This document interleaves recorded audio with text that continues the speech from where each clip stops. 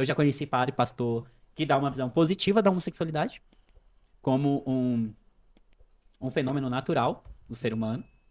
E que, inclusive, Jesus nunca falou nos evangelhos. Jesus poderia ter falado de tudo. Se fosse algo tão importante pra ele falar de gay, que já existia, sempre existiu na época dele, tinha. Sim. Ele optou em não falar. Ele optou em não falar. E não tem nenhum dos evangelhos, é sinal do quê? De que não era tão importante pra ele, parece. Mas que Paulo optou em falar numa carta, por exemplo. Mas optou falar ou optou em não falar? Porque o termo homossexual, que é colocado em algumas tradições bíblicas, em algumas traduções bíblicas, sequer existia naquela época. É um anacronismo usar um termo do presente, da modernidade, para Sim. falar de uma coisa que foi escrita há 2000 anos, que nem existia o termo homossexual. Como eu posso dizer que Deus condenava os homossexuais se a ideia do que a gente tem de homossexual ela é moderna, Sim. ela é recente? Como que eu posso dizer que Deus condenava os gays, os afeminados? São ideias modernas, termos que nem existiam. Entendi. Eu posso traduzir e interpretar a Bíblia ao meu bel prazer para defender os meus interesses políticos e ideológicos. Existe um livro chamado O que a Bíblia realmente diz sobre a homossexualidade. É de um padre teólogo chamado Daniel Acherniak, algo assim. O sobrenome dele é meio complicado, porque ele é gringo. E ele defende por A mais B no livro dele, de que a Bíblia realmente não condena a homossexualidade, por vários motivos. Aí ele traz essa questão do conceito, que nem existia, ele fala do anacronismo, ele fala do fato de Jesus nunca ter falado sobre esse tema, e muitas outras questões. Mas existe um outro livro também, de um outro estudioso, supostamente psicólogo, que fala sobre a batalha pela normalidade sexual. É o título do livro. Que ele fala que a homossexualidade é condenada na Bíblia, e ela é um desvio da natureza. Principalmente porque não reproduz.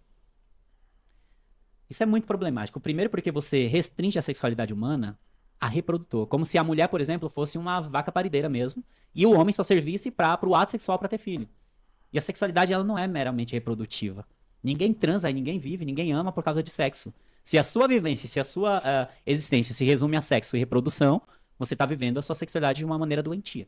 Tá. Então, na verdade, viver a sexualidade de maneira doentia, sendo gay, hétero, homo, é restringir a sexualidade a uma maneira meramente reprodutiva, para fazer filho, ou meramente sexual. A sexualidade ela é muito mais complexa, muito mais rica e bela, e muito mais ampla que isso. A sexualidade é o que te faz, não sei se você é casado ou não, Sou. olhar para sua esposa, para sua namorada e admirá-la, e amá-la, e querer estar perto dela, e querer beijá-la, e quando você tá para chegar perto dela, você sente algo diferente. Isso é sexualidade, isso é bonito e belo. E não um objeto sexual só. Exato. Você dizer que é para reproduzir, como tinha uma teologia mais tradicional que diz ainda isso, que o homem é para transar com a mulher, nos desígnios de Deus, só para multiplicar, para crescer e multiplicar. E você é totalmente contra a natura. Isso que é contra a natura. Isso que é contra a natureza. Isso que não é natural. Isso que é promíscuo. Usar a outra como uma mera barriga de aluguel para ter os filhos que Deus quer que multiplique a terra.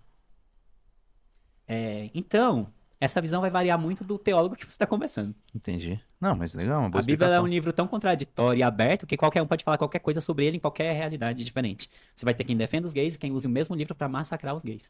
Uhum. Aí Bebe um cada cafezinho, um bebe um opta por cafezinho. uma visão. Bebe um cafezinho, pá. Tem uma perguntinha aqui. Vamos falar?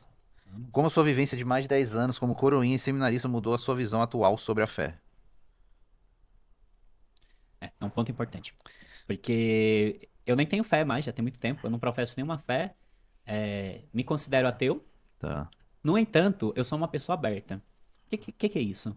Eu não digo que existe uma verdade absoluta. Acho que por isso que eu sou ateu. Tá. Porque o religioso ele é dogmático.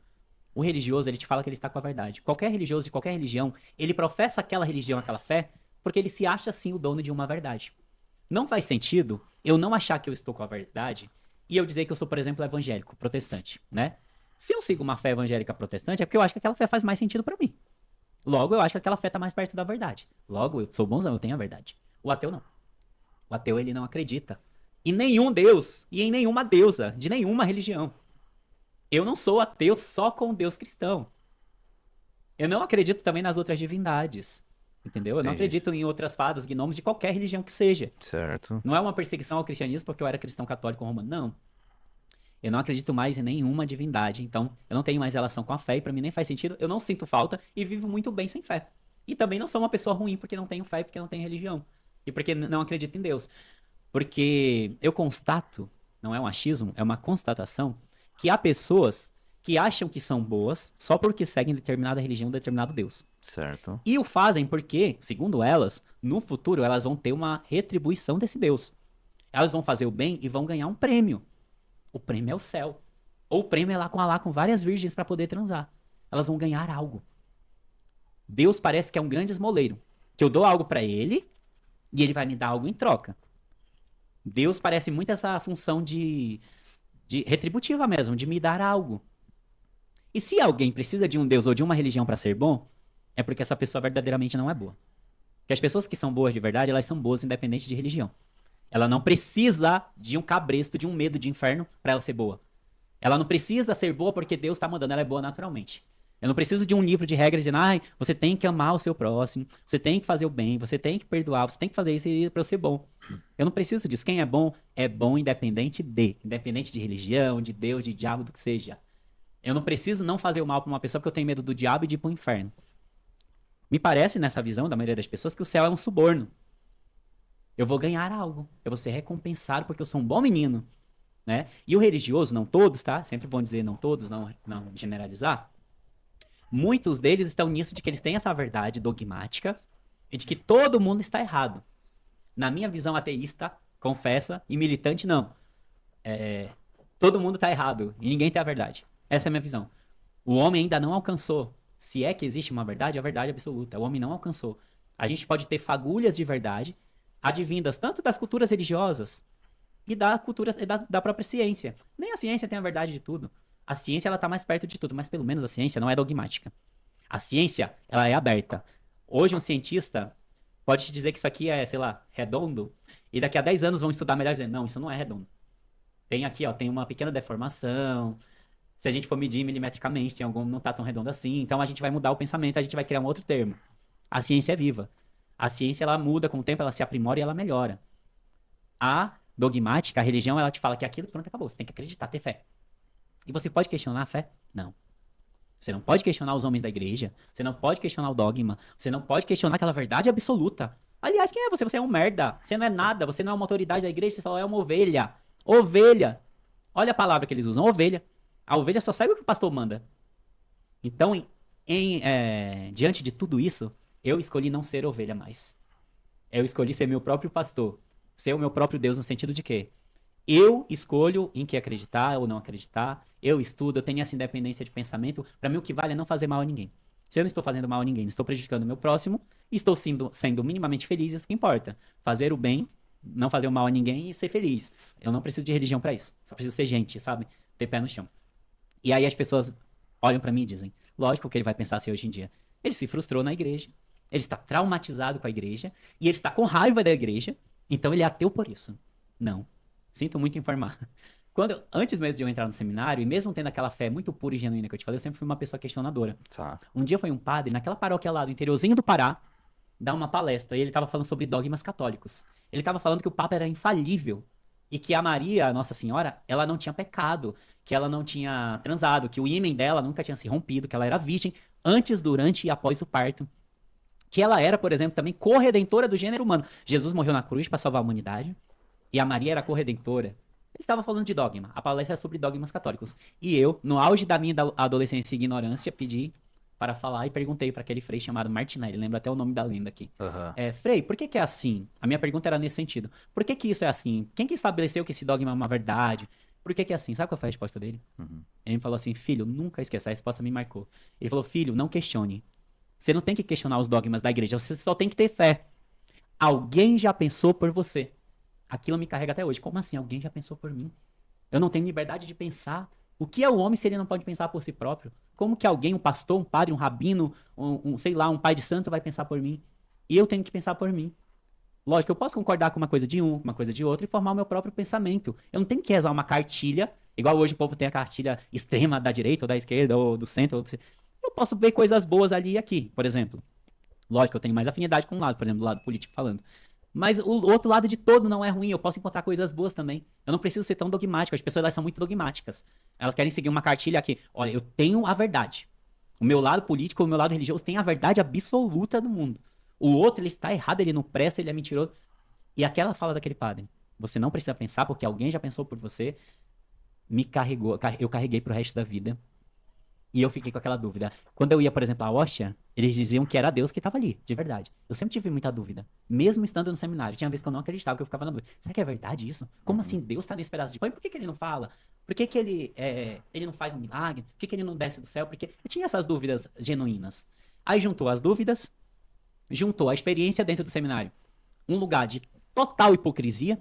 Eu morei, como eu te falei, em vários estados do Brasil, morei até fora do país, convivi com dezenas de padres, centenas de seminaristas, centenas de freiras, e a maioria absoluta tinha vida dupla e hipócrita, principalmente no que tange a sexualidade. Falo isso de maneira livre e certeira, nem preciso mentir nessa altura do campeonato. Aham. A mídia tá aí também para mostrar, quase todo dia é um escândalo sexual dentro da igreja católica e da protestante também. E assim, juntou essa dúvida que eu carregava, de questionar o dogma, juntou a experiência negativa, e quando eu saio do seminário, eu fui fazer uma faculdade com as pessoas do mundo. Aí eu fui ler, dentro da minha ignorância, que eu não sou uma pessoa tão inteligente assim, mas eu fui ler no que eu conseguia ler, entender. Eu fui ler as teorias de Freud, eu fui ler um filósofo que fala sobre religião chamado Feuerbach, eu fui ler Karl Marx, eu fui ler Freud, eu fui ler, quem mais? O Nietzsche. Eu fui ler vários filósofos. Eu falei, gente, olha só como esses caras falam. Muita coisa faz sentido.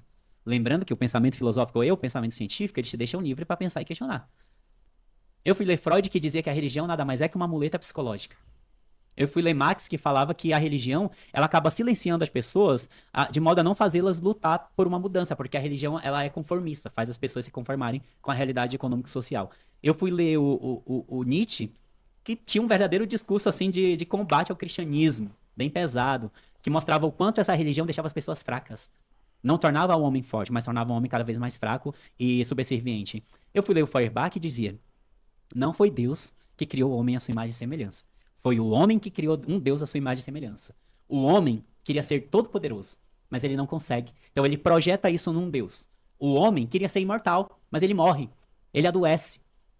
Ele fica numa cama de hospital. Então ele diz que Deus é imortal.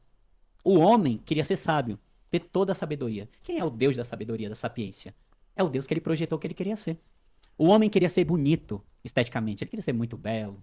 Ele queria atrair as mulheres, ou os homens, ou os dois. Aham. Mas ele não é. Ele tem imperfeições físicas, que faz parte da natureza humana. Qual é a imagem de Deus que a Igreja Católica cultua através dos milênios e séculos? Um Deus lindo, loiro e branco, que é o padrão de beleza. A gente projetou em Deus até o nosso padrão de beleza. A gente projeta nesse Deus criado a nossa imagem e semelhança. Então nós criamos os deuses, a nossa imagem e semelhança. É tudo que a gente queria ser.